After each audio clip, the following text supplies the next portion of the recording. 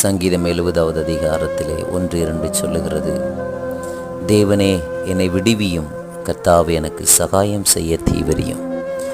என் பிராணனை வாங்க தேடுகிறவர்கள் வெட்கி நாணுவார்களாக. எனக்கு தீங்கு வரும்படி விரும்புகிறவர்கள் பின்னிட்டு திரும்பி இரட்சை அடைவார்களாக.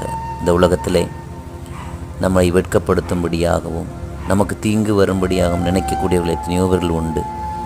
ஆனாலும் நம்முடைய தேவன் நம்மை விடுவிப்பார். நம்முடைய தேவன் நமக்கு சகாயம் உதவி செய்வார்.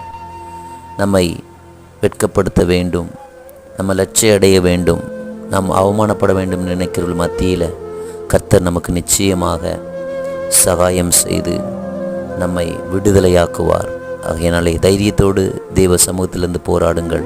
கர்த்தர் உங்களையும் உங்கள் குடும்பங்களையும் நம்மையும் ஆசீர்வதிப்பாராக. ஆமென்.